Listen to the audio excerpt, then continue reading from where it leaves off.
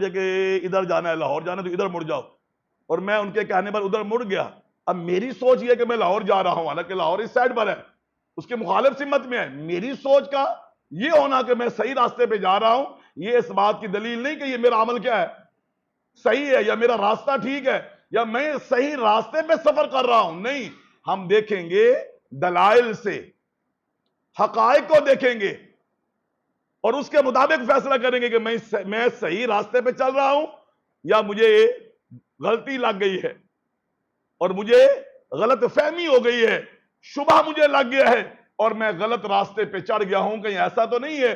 اس لیے آج ہم سب یہ سمجھتے ہیں کہ میں ٹھیک ہوں، میں ٹھیک ہوں، کیونکہ میرا ابا ایسا تھا، میرے گھر والے ایسے تھے، ہماری برادری والے ایسے تھے، ہمارے دوست احباب ایسے تھے، لہذا یہی حق ہے، یہی سچ ہے. میں کسی کے عقیدے پر انگلی نہیں اٹھاتا ہوں، پر میں وہ بتاتا ہوں جو اللہ نے قرآن میں بیان کیا ہے یا جناب محمد الرسول اللہ صلی اللہ علیہ وسلم نے اپنے فرامین میں بیان کیا ہے. ہمیں اپنے عقیدے کو، اپنے ایمان کو، اپنے عمل کو، اپنے نظریے کو، اپنی عبادت کو، عبادت کے طریقے کو قرآن پر اور نبی کریم صلی اللہ علیہ وسلم کے فرمان پر پیش کرنا چاہیے، اور دیکھنا چاہیے کہ میرا عمل، میرا ایمان، میرا عقیدہ درست ہے یا نہیں ہے. اگر اس کے مطابق ہے الحمدللہ، اور اگر اس کے مطابق نہیں تو ہمیں اپنی اصلاح کرنی چاہیے. صرف یہ کہہ کر کے کہ یہ وہابی ہے، یہ دیوبندی ہے، یہ بریلوی ہے، یہ فلانا ہے، یہ فلاں ہے، لہذا یہ گستاخ ہے، وہ میرے نظریے سے نہیں ملتا ہے، وہ فلاں کے نظریے سے نہیں ملتا ہے، لہذا اس کی بات پر تو میں نے توجہ ہی نہیں دینی. نہ قرآن اور حدیث. اللہ نے ان دو چیزوں کو نازل کیا ہے. ما آتاکم الرسول فخذوه وما نهاکم عنه فانتهوا اطیعوا اللہ واطیعوا الرسول وان تطیعوه تهتدوا وما كان لمؤمن ولا مؤمنة اذا قضى الله ورسوله امرا ان يكون لهم الخيرة من امرهم قل ان كنتم تحبون الله فاتبعوني يحببكم الله يا ايها الذين امنوا اطیعوا الله واطیعوا الرسول ولا تبطلوا اعمالكم فلا وربك لا يؤمنون حتى يحكموك فيما شجر بینہم. یہ قرآن مجید کی آیتیں ہیں، یہ سب ہمیں یہ بتاتے ہیں لوگو تمہارا عمل تب قابل قبول ہے، تم صحیح راستے پہ تب قائم ہوگے جب میری نازل کردہ شریعت اور میرا نازل کیا ہوا قرآن اور میرے نبی جناب محمد صلی اللہ علیہ وسلم نے اس میری کلام کی جو وضاحت احادیث میں کی شکل میں کی ہے، اگر اس کے مطابق ہوگے تو تمہارا ایمان قابل قبول ہے، تم ہدایت پر ہو، تم صحیح راستے پر ہو، تم جنت میں جاؤ گے، تم جو ہے میرے محبوب اور میرے پسندیدہ ہو، میں تمہارے گناہوں کو معاف کر دوں گا. لیکن اگر اس کے مطابق نہ ہوئے تو تمہارے عمل برباد ہو جائیں گے، تمہارا ایمان قابل قبول ہی نہیں ہے. اس لیے میرے بھائی ہماری دعوت، ہم نے کبھی کوئی خواب نہیں سنایا، کبھی کسی بزرگ کا قول پیش نہیں کیا ہے کہ یہ بزرگ کہہ رہا ہے لہذا اس کو مان لو. ہم ہمیشہ قرآن پیش کرتے ہیں یا اللہ کے نبی صلی اللہ علیہ وسلم کا فرمان یا صحابہ کے اقوال پیش کرتے ہیں. جب بھی کوئی بات کہتے ہیں ساتھ حدیث سناتے ہیں، ساتھ قرآن پیش کرتے ہیں اور ساتھ کھلی دعوت دیتے ہیں کہ گھر میں جائیے، اپنا ترجمے والا قرآن اٹھائیے، اس کا معنی مفہوم دیکھیے، اگر ہماری بات سے وہ میچ کرتا ہو، اس سے میل کھاتا ہو، اس سے موافقت کرتا ہو تو قبول کیجئے، اور اگر ہم نے کچھ اور کہا، ترجمہ کچھ اور ہے، اب ہمارے پاس آئیے، ہمیں بتائیے کہ آپ نے ہمیں دھوکہ دیا ہے، آپ نے مسجد میں بیٹھ کر کے جھوٹ بولا ہے، کہتے کچھ ہو ہوتا کچھ ہے. یہ دیکھو قرآن کی آیت تم نے پڑھی تھی، ترجمہ یہ کیا تھا، ترجمہ یہ نہیں بنتا، ترجمہ یہ بنتا ہے. ہم انشاءاللہ آپ کو مطمئن کریں گے، اس بات پہ تحقیق کریں گے. ہماری غلطی ہوگی، ہم سب کے سامنے اقرار کریں گے مجھ سے غلطی ہوئی ہے، میں معذرت کرتا ہوں، جو صحیح بات آپ کی ہے میں اس کو قبول کرتا ہوں. اور اگر ہم بات سنیں اور یہاں سے اٹھیں اور پھر اپنا پرانا راستہ لیں، یہ مولوی تو کہتے ہی رہتے ہیں، یہ تو باتیں چلتی ہی رہتی ہیں، ہر بندہ یہی کہتے ہیں کہ میں سچا ہوں. میرے بھائی یہ عذر نہیں ہے ہمارا اللہ کی بارگاہ میں یہ عذر قابل قبول نہیں ہے کہ مولوی صاحب نے یوں کہہ دیا تھا. مالک کائنات نے قرآن مجید کے اندر اللہ کا ذرا اسلوب پڑھیے، پہلا پارہ پڑھیے، 8واں پارہ پڑھیے، 26واں پارہ پڑھیے. قرآن مجید کے اندر مختلف جگہوں پر اللہ فرماتے ہیں نبئونی بعلم ایتونی بکتاب قل ہاتوا برہانکم. لوگوں دلیل لاؤ، لوگوں ثبوت لے آؤ، لوگوں کو علم کی بات کرو تاکہ ہم اس پر یقین کرتے ہوئے اس چیز کو دیکھیں دیکھے کہ تم کیا کہہ رہے ہو. اپنے عمل کو دلیل سے مزین کیجئے. صرف بزرگوں نے کہہ دیا، لوگ کرتے آ رہے ہیں، اتنی ساری دنیا کر رہی ہے، ہمارے خاندان والے بھی اس کو کر رہے ہیں، یہ سارے جھوٹے ہیں، یہ سارے غلط ہیں. یہ کوئی دلیل ہے؟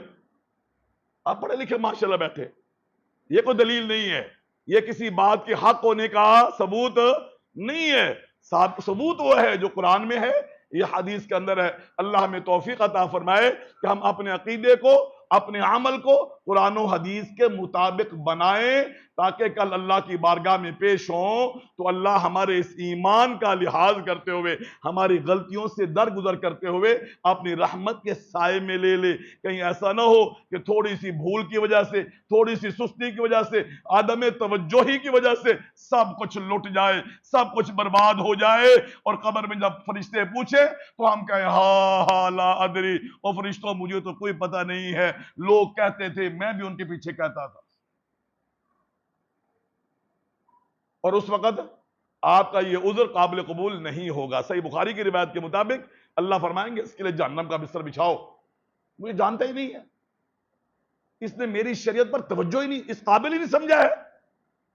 جیسے کسی نے کہا اس کے پیچھے چل پڑا، لوگ کر رہے ہیں میں بھی کر رہا ہوں. یہ کوئی دین نہیں ہے. اللہ نے علم کی اور علم کے حصول کی فضیلت کیوں بیان کی ہے؟ نبی کریم واضح فرماتے ہیں طالب العلم فریضۃ علی کل مسلم. لوگوں، علم کا حصول ہر مسلمان پر فرض ہے. علم کا حصول، اور وہ علم جو اللہ نے نازل کیا. اللہ کے نبی کس علم کے بارے میں کہہ رہے ہیں؟ یہ جتنے بھی ہماری ڈاکٹری ہے، انجینئرنگ ہے، وکالت ہے، یہ باقی سلسلے ہیں، یہ سارے فنون ہیں، یہ علم نہیں ہے. علم ما قال اللہ وقال الرسول، علم وہ ہے جو اللہ نے نازل کیا ہے اور اللہ کے نبی نے بیان فرمایا، وہ علم ہے. اور اس کے بارے میں قبر میں سوال ہونا ہے، اس کی بنیاد پر قیامت کے دن فیصلے ہونے ہیں. اس لیے اپنے عمل کو، اپنے عقیدے کو، اپنے کردار کو بنائیے، سنواریے اور قرآن و حدیث کے مطابق ڈھالیے. عزیز بھائیو، اللہ رب العالمین نے جس دن اس کائنات کو بنایا اور اس نظام کو قائم کیا، سورج، چاند، ستارے، ان کے منازل اور ان کے اوقات، ان کے طلوع اور غروب ہونے کے وقت کو مقرر فرمایا، اسی وقت سے اللہ رب العالمین نے اس دنیا کا نظام قائم کرتے ہوئے 1 سال کے 12 مہینے مقرر کیے تھے. 1 سال کے 12 مہینے کس دن؟ یوم خلق السماوات والارض، جس دن اللہ نے آسمان کو بنایا، جس دن اللہ نے زمین کو بنایا، اس دن سے اللہ نے بنا دیا ہے. 10واں پارہ سورۃ توبہ میں اللہ رب العالمین نے اسی چیز کو بیان فرمایا. فرمایا ان عدت الشہور عند اللہ 12 شہرا فی کتاب اللہ یوم خلق السماوات والارض منها 4 حرم ذلك الدین القیم فلا تظلموا فیہن انفسکم وقاتلوا المشرکین کافتا کما یقاتلونکم کافہ وَاعْلَمُوا أَنَّ اللَّهَ مَعَ الْمُتَّقِينَ. اللہ فرماتے ان 12 مہینوں میں سے 4 مہینے حرمت والے. 4 مہینے حرمت کا معنی ہے کہ عزت والے، احترام والے، شان والے، مقام و مرتبے والے. اور کب سے ہیں؟ یہ شروع دن سے ہیں. یہ کس نے فیصلہ کیا؟ اللہ رب العالمین نے فیصلہ کیا کہ 12 مہینوں میں سے 4 مہینوں کا خاص احترام ہے. اللہ ان کا احترام ہے تو پھر ہم نے کیا کرنا ان مہینوں کے حوالے سے؟ اللہ فرماتے فَلَا تَظْلِمُوا فِيهِنَّ أَنفُسَكُمْ، او میرے بندو ان مہینوں میں تم نے اپنے اوپر ظلم نہیں کرنا. اپنے اوپر ظلم نہیں کرنا تم نے. یہ ظلم کیا ہوتا ہے؟ اپنے اوپر ظلم کون کرتا ہے؟ ہم نے تو آج تک یہی سنا ہے کہ ظلم کیا ہوتا ہے؟ دوسرے پہ کیا جاتا ہے، کسی کو مارا پیٹا جائے، زخمی کیا جائے، جان سے مار دیا جائے، اس کے چیزیں چھین لی جائیں، پیسے اس سے جو ہے وہ ہڑپ کر لیا جائے، اس کے پلاٹ پہ قبضہ کر لیا جائے. ظلم تو ہم سمجھتے ہیں یہ ہے، یہ تو دوسروں پہ ہوتا ہے. اور اللہ کیا فرما رہے ہیں؟ فَلَا تَظْلِمُوا فِيهِنَّ انفسکم، اے میرے بندو اپنے اوپر ان مہینوں میں ظلم نہ کرنا۔ میرے بھائی ظلم صرف وہ نہیں ہے جو تیرے ذہن کے اندر ہے، جو میرے ذہن کے اندر ہے، جو دوسروں کی حق تلفی کر کے ہم سمجھتے ہیں ہم ظلم کر رہے ہیں۔ اللہ فرماتے ہیں صرف یہ ظلم نہیں ہے، یہ بھی ظلم ہے، پر اس سے بڑا ظلم کیا ہے؟ اللہ کی باتوں کو نہ ماننا، اللہ کی شریعت پہ عمل نہ کرنا، نبی کریم صلی اللہ علیہ وسلم کی سنتوں کو نہ اپنانا، اللہ کی دی گئی رہنمائی کی خلاف ورزی کرنا، اپنی مرضی منمانی کی زندگی گزارنا، اللہ رسول کے دیے گئے طریقے کو اہمیت نہ دینا، یہ سب سے بڑا ظلم ہے۔ سورۃ لقمان اٹھائیے، 21واں پارہ اٹھائیے، مالک کائنات کیا فرماتے ہیں؟ ان الشرک لظلم عظیم۔ لوگوں اللہ کے ساتھ کسی کو شریک کرنا یہ بہت بڑا کیا ہے؟ اللہ نے ظلم کسے قرار دیا ہے؟ شرک کرنے کو۔ اور شرک کا تعلق کس چیز کے ساتھ ہے؟ آدمی کے عقیدے کے ساتھ، کہ اللہ پر جو میرا ایمان ہونا چاہیے اس ایمان میں نے اس کے بندوں میں سے کسی کو کیا کر دیا؟ شامل کر دیا، تو کیا ہو گیا؟ شرک، حصے دار بنا دیا۔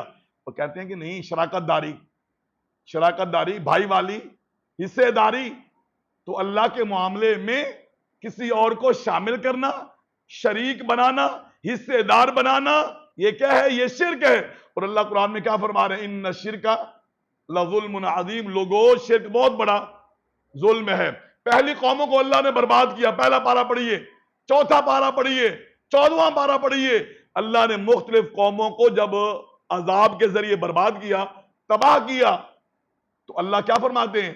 کہ ان لوگوں نے ہماری نافرمانی کر کے ہمارے اوپر ظلم نہیں کیا۔ فرمایا وَمَا ظَلَمُونَا وَلَكِنْ كَانُوا أَنفُسَهُمْ يَظْلِمُونَ۔ ان لوگوں نے ہم پہ ظلم نہیں کیا، اپنے اوپر ظلم کیا ہے، اور وہ ظلم کس شکل میں تھا؟ اللہ کی نافرمانی کر کے، اللہ کی باتوں کو نہ مان کے، اللہ کی شریعت پر عمل نہ کر کے، اللہ کے دین کے مطابق زندگی نہ گزار کر کے ان لوگوں نے بھی ظلم کیا۔ میرے بھائی اللہ فرماتے ہیں فَلَا تَظْلِمُوا فِيهِنَّ أَنفُسَكُمْ۔ لوگوں اپنے اوپر ان مہینوں میں ظلم نہ کرنا۔ دوسرے لفظوں میں ہم یہ کہیں کہ نافرمانی تو ہر حال میں حرام ہے، نافرمانی ہر حال میں ناجائز ہے، لیکن خاص طور پر ان مہینوں میں جو حرمت والے مہینے ہیں، عزت والے مہینے ہیں، ان مہینوں میں خاص طور پر آپ نے اللہ کی نافرمانی سے بچنا ہے۔ اور وہ مہینے ہیں کون سے؟ نمبر 1 ذوالقعدہ، نمبر 2 ذوالحجہ، نمبر 3 محرم، نمبر 4 رجب۔ ایک ابھی ختم ہو رہا ہے آج، ذوالقعدہ کا مہینہ، اور ایک آگے شروع ہونے والا ہے جس کو ہم قربانی والا مہینہ کہتے ہیں، ذوالحجہ کا مہینہ 2، نمبر 3 اس کا اگلا مہینہ محرم کا مہینہ، اور چوتھا رجب کا مہینہ۔ یہ 4 مہینے اللہ فرماتے ہیں حرمت والے ہیں۔ صحیح بخاری کی روایت ہے، نبی کریم فرماتے ہیں ثلاث متوالیات، 3 مسلسل ہیں، اور ایک رجب مضر ہے۔ مضر قبیلہ رجب کے مہینے کا خاص احترام کرتے ہیں۔ فرمایا ایک وہ مہینہ، یہ 4 مہینے حرمت والے ہیں۔ ایک مہینہ ختم ہو رہا ہے اور ایک آگے کیا ہو رہا ہے؟ شروع ہو رہا ہے۔ آئیے میرے بھائیوں، اگر پیچھے کوئی کوتاہی ہو گئی، سستی ہو گئی، بدعملی ہو گئی ہے، تو آپ نے آپ کو سنبھالیے، حرمت والے مہینوں کا خیال کیجئے۔ یاد رہے کہ گناہ گناہ ہی ہے، چاہے وہ کسی بھی مہینے میں آپ کریں، کسی بھی جگہ پر کریں، گناہ کیا ہوتا ہے؟ گناہ ہی ہوتا ہے، لیکن وقت اور مقام اس کی وجہ سے اس گناہ کی حساسیت میں اضافہ ہو جاتا ہے۔ مثال کے طور پر ایک آدمی چوری کرتا ہے باہر بازار میں، اور ایک آدمی چوری کرتا ہے مسجد میں، کیا دونوں برابر ہیں؟ نہیں۔ جو مسجد میں چوری کرنے والا ہے یہ بازار میں چوری کرنے والے سے کیا ہے؟ بڑا مجرم ہے۔ ایک اس مسجد میں چوری کرتا ہے اور ایک بیت اللہ میں جا کے چوری کرتا ہے، ایک مسجد نبوی میں چوری کرتا ہے، کیا یہ برابر ہے؟ نہیں۔ جو بیت اللہ میں چوری کرے گا، جو مسجد نبوی میں چوری کرے گا، وہ یہاں پر چوری کرنے والے سے بڑا مجرم ہے۔ کیوں؟ جگہ کا، مقام کا اپنا ایک شان ہے، اس کا ایک اپنا مرتبہ ہے۔ جتنا آپ احترام والی چیز کو ظاہر کرتے جائیں گے، اس کی حق تلفی کرتے جائیں گے، اسی طرح آپ کے گناہ کی حساسیت اور جرم کی حساسیت کیا ہوتی جائے گی؟ بڑھتی جائے گی۔ اسی طریقے سے میرے بھائی، گناہ آپ رمضان میں کریں، شعبان میں کریں، یا ربیع الاول میں کریں، یا ربیع الثانی میں کریں، گناہ گناہ ہی ہے، لیکن حرمت والے مہینے میں کریں گے تو کیا ہو جائے گی؟ حساسیت بڑھ جائے گی، کیونکہ اللہ نے خاص طور پر ان مہینوں کو حرمت والا قرار دے کر کے ہمیں منع کیا ہے کہ ان مہینوں میں تم نے ظلم نہیں کرنا ہے۔